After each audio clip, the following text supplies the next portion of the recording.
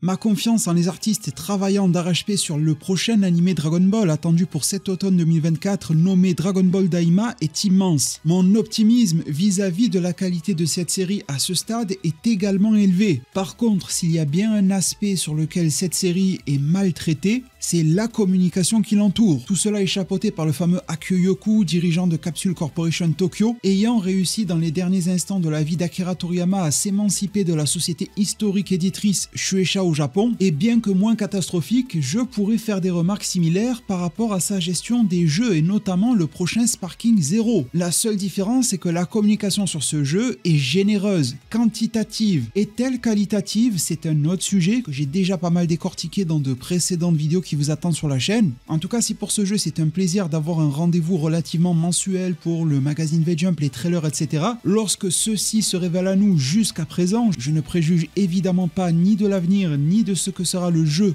manette en main à sa sortie. Jusqu'à présent, il n'y a pas de quoi sauter au plafond avec les diverses levées de voile concernant Sparking Zero. Et pour Dragon Ball Daima, c'est encore pire. Salut les devins, c'est Saikyo. Bien que j'ai grandement apprécié les trailers sortis jusqu'ici de Dragon Ball Daima, même le dernier, qui n'a pas plu à grand monde, mais j'ai été séduit, car l'art et le monde de Dragon Ball s'y expriment pleinement à mon sens. D'ailleurs, je n'ai toujours pas proposé d'analyse de ces trailers. Dites-moi si cela vous chauffe toujours en zone commentaire. Force est de constater que cette communication est en dents de scie. Parfois ils ont envie, parfois pas. 2-3 jours après la mort d'Akira Toriyama, on nous fait des révélations en grande pompe, on appelle Masako Nozawa qui fait un Kamehameha, ce qui peut paraître maladroit de nombreux égards, même si l'événement était prévu à l'avance. En tout cas, le ton employé durant pouvait déranger un petit peu. Confirmer la sortie en automne à ce moment-là pouvait paraître relativement adroit, mais était-ce le bon timing pour annoncer la diffusion télé sur Fuji TV, au Japon donc, et faire sortir cette série du cadre de web? Elle le sera bien sûr, mais dans certaines contrées elle sera en première diffusion de télé aussi, tel que le Japon. Et puis ensuite, c'est le silence radio, pendant des semaines, voire des mois, pour nous balancer en cette mi-mai 2024 un, entre guillemets, gros guillemets, nouveau visuel promotionnel pour Dragon Ball Daima, qui s'articule un petit peu comme un fond d'écran en quelque sorte. Alors si on le regarde de loin, vraiment de loin, on peut se dire que c'est pas trop mal, mais avec 2-3 coups de regard supplémentaires, il n'y a plus rien qui va. Un fond jaune et orangé générique à souhait avec des speedlines, comme sur n'importe quelle miniature de youtubeur manga dans les années 2015. Un Son Goku à droite, basé sur du Toriyama, repris par Nakatsuru, il y a très peu d'ajouts, c'est très similaire aux travaux de Toriyama, donc forcément c'est qualitatif, mais on le connaît depuis belle lurette désormais. Un logo Dragon Ball Daima qui n'est même pas apposé dans une résolution optimale, et à gauche un Shenron.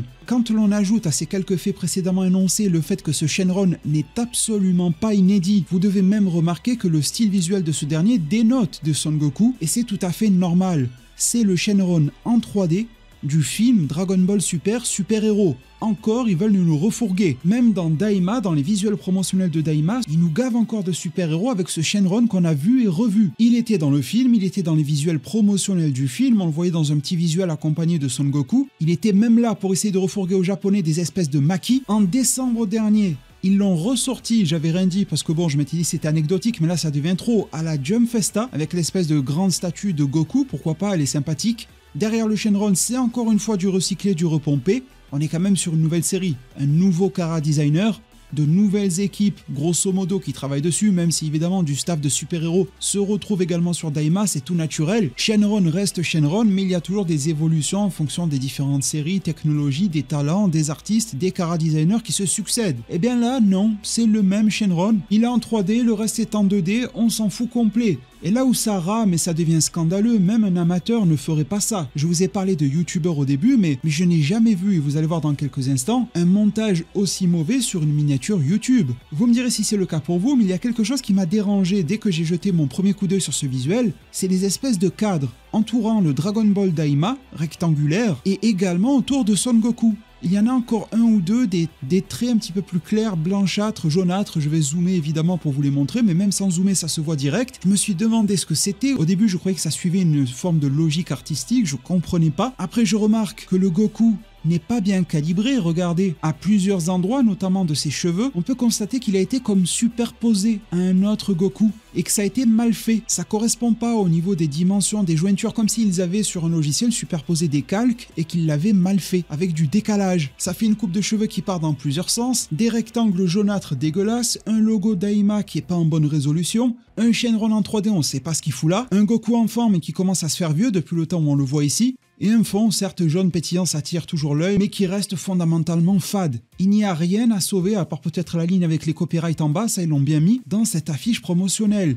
À la limite, si on avait ce visuel-là dans un contexte où on est relativement souvent abreuvé de teasers, de trailers, ne serait-ce que d'informations, d'interviews, un petit visuel par-ci, un petit visuel par-là, une refonte du logo, pourquoi pas, quelques mises en bouche, disséminées de ci de là. Je rappelle qu'il s'agit d'un animé sortant cet automne 2024. La communication devrait s'accentuer, mais pour le moment on n'en entend plus parler, si ce n'est avec des visuels complètement foirés. Il a fallu que je rôde un petit peu sur Twitter pour tomber sur l'analyse d'un gars qui disait mais regardez ce cadre jaune là autour du Daima, autour de Goku, le Goku mal superposé, c'est parce qu'en fait ils ont posé comme des calques, ça tout le monde le fait dans son montage, avec des fichiers PNG dont le fond est transparent. Ils n'ont pas vu ou alors ils ont oublié que leur propre fichier avait également un cadre. Ça peut arriver parfois sur les fichiers PNG, mais vraiment du côté marketing, là les gens qui composent ces affiches c'est des bras cassés. Parce que pour avoir un fichier PNG avec un cadre comme ça, faut franchement y aller. Ça m'est arrivé mais très rarement. Et ne pas voir le résultat dégueulasse que ça donne, on voit que c'est pas un artiste qui a composé ça. Ne pas voir que le Goku n'est pas raccord avec l'autre, et je me demande la tête qu'il avait dessous. Pourquoi ils ont mis un Goku par-dessus un Goku? Il avait une tête de cuisse de poulet ou quoi celui dessous? Je comprends pas où est le problème, et il y en a plusieurs d'ailleurs, des problèmes avec ce visuel là. C'est à tomber par terre que des professionnels, Toei Animation, Burst Studio, Shueisha, Toei Animation, Capsule Corporation, ils ont tous des noms à tomber par terre. Il n'y en a pas un capable de relire ça.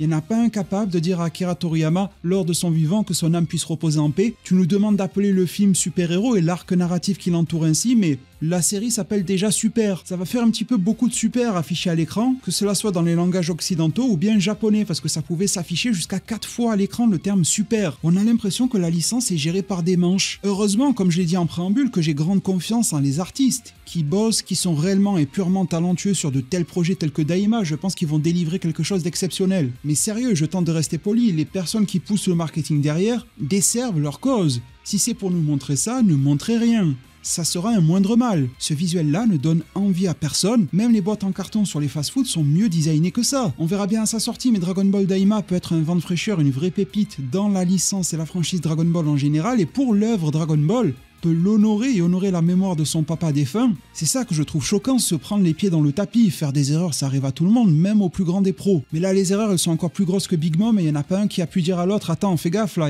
c'est du sabotage en fait ». Je le réalise en vous parlant, mais je pense qu'ils étaient deux là dans un bureau. Ils peuvent pas trop se blairer, il y en a un qui a fait le visuel, il dit à son collègue « C'est bon, tu valides ». L'autre, il a vu la catastrophe arriver, il s'est dit « C'est bon, il va se faire virer, je vais prendre sa place ». Je vois pas comment ça pourrait arriver autrement, c'est catastrophique. En tout cas, il y a bien une ou des périodes à laquelle Toei Animation, Capsule Corporation Tokyo pourrait lâcher les chevaux et pourrait déverrouiller une communication de qualité concernant Dragon Ball Daima. Alors évidemment, il y a tous les moments random. En n'importe quel moment, ils peuvent dégainer sur le site officiel de Dragon Ball. C'est pour ça que je reste à l'affût et n'hésitez pas à vous abonner et activer la cloche pour cela. Cela dit, si vous êtes en manque de grands rendez-vous, Toei Animation a confirmé sa présence, tel que nous le rapporte Erdogan, que je salue et remercie, lors de plusieurs conventions et événements à venir. Vous avez la liste sous vos yeux. Et il y en a quand même 3 qui ressortent du lot, je dirais même plutôt 2. De manière anecdotique, la Anime Expo des 4 au 7 juillet 2024, mais aussi et surtout la San Diego Comic Con du 25 au 28 juillet de cette même année, et en octobre, du 17 au 20, la New York Comic Con. On a vu à quel point Akio Yoku, la tête de Dragon Ball actuellement, mise absolument tous ses pions sur les États-Unis. On voit à quel point le Japon, la patrie mère de Dragon Ball, est de plus en plus délaissée.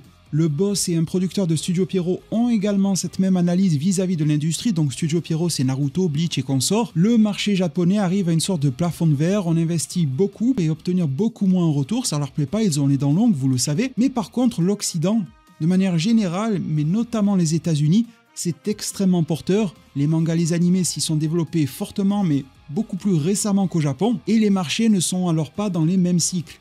Il y voilà littéralement un Eldorado, ça monte tellement au crâne d'Akio Yoku qui va pas tarder à se prendre pour John Cena et aller se taper dans un ring avec Randy Orton, mais blague à part, il y a 3 événements majeurs américains ici durant lesquels Toei Animation confirme sa présence, et on sait à quel point les Comic-Con San Diego et New York ont été importants pour Dragon Ball ces dernières années, notamment depuis le film Broly, mais également pour Dragon Ball Daima. Rien de plus n'est précisé, c'est-à-dire que l'on ne sait pas si la présence de Toei dépassera le cadre du simple stand, vous savez, ils exposent des figurines et des babioles comme ça, et puis voilà, ou s'il y aura voire des panels. L'Anime Expo, je suppose qu'on peut oublier, mais San Diego et New York Comic Con, c'est intéressant sous 2 aspects très différents.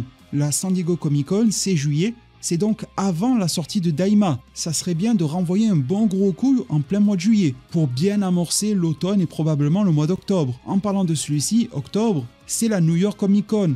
Et on n'est pas en début octobre, on est plutôt mi 17-20 octobre. Ce qui veut dire qu'à cette période-là, de la New York Comic Con, il se peut que Daima soit déjà sorti. Déjà en cours de diffusion, s'il n'y a pas de report et consorts. C'est vrai qu'il existe également une timeline dans laquelle, en plein mois de juillet, on nous fait une communication en grande pompe, mais on nous dirait que la date de sortie de la série aurait été repoussée, que cela soit pour l'hiver 2024 ou printemps 2025. Je pense qu'il ne faut rien exclure, ils ont toujours 2-3 surprises sous le chapeau, et pas forcément toujours agréables. Mais en l'état, à ce stade, aujourd'hui officiellement, Daima sort en automne. Lorsque l'on discute animation, c'est octobre. Donc si la série maintient son cap et sa date de sortie, s'il communique dessus en juillet, ce serait une communication préalable à sa sortie qui serait extrêmement révélatrice et intéressante à n'en pas douter, tandis qu'en pleine New York Comic Con, ce serait plutôt pour mettre un gros coup de pression médiatique sur une série déjà sortie. Ce serait peut-être moins révélateur, ça teaserait sûrement la suite, mais je suppose qu'au vu des délais, la New York Comic Con serait peut-être un peu moins salvatrice qu'une San Diego Comic Con. Dans tous les cas, ça reste intéressant, au-delà du fait que Toei Animation n'a pas précisé stand, panel, etc., tout cela reste à déterminer. Ils n'ont pas précisé non plus lesquelles de leurs œuvres seront représentées. Alors là, c'est le pompon, s'ils vont à la San Diego Comic Con, New York Comic Con, Anime Expo, il n'y a pas un brin de Dragon Ball, et notamment Dragon Ball Daima, c'est la catastrophe industrielle, notamment sur le plan marketing. Il y a clairement quelqu'un en interne qui leur veut du mal, qui ne veut pas que ce projet voit le jour ou connaisse le succès. Quand je revois là ce visuel avec le Goku tordu, les PNG qui vont pas et le Shenron qui date d'une autre ère, je me pose de sérieuses et graves questions à leur sujet. Grosse force aux opérationnels, aux artistes en tout cas qui travaillent là-dessus. Grosse force à nous également qui restons fidèles au poste, malgré la manière dont la licence est en train de se détourner de nous, alors c'est évident. Avec le décès d'Akira Toriyama, on peut pas s'attendre non plus à ce qu'il y ait une centaine de projets Dragon Ball qui arrivent. Mais Akio Yoku a probablement de quoi nous surprendre dans son chapeau. On sait que ses plans allaient jusqu'à 2034. Sont-ils toujours viables avec Akira Toriyama ou non, c'est un autre sujet. Mais avec cette pause en CDI que prend le manga Dragon Ball Super et ce Daima qui nous snob dans sa communication, vraiment force à nous de rester fidèles au poste et d'attendre encore de nouveaux projets. Si ce contenu vous a plu, vous a diverti, vous a informé, n'hésitez pas à mettre un maximum de pouces bleus, c'est quelque chose qui m'aidera, mais vraiment, ça a l'air d'être du blabla, ça l'est, mais c'est aussi une vérité. Ça a un impact juste fou, et au moins vous mettrez un pouce bleu à quelqu'un qui sait à minima arranger un PNG sur un calque Photoshop. C'est déjà pas mal, merci vraiment pour tout, abonnez-vous, activez la cloche des notifications, prenez tous extrêmement bien soin de votre futur, et à plus pour de prochains arts divinatoires.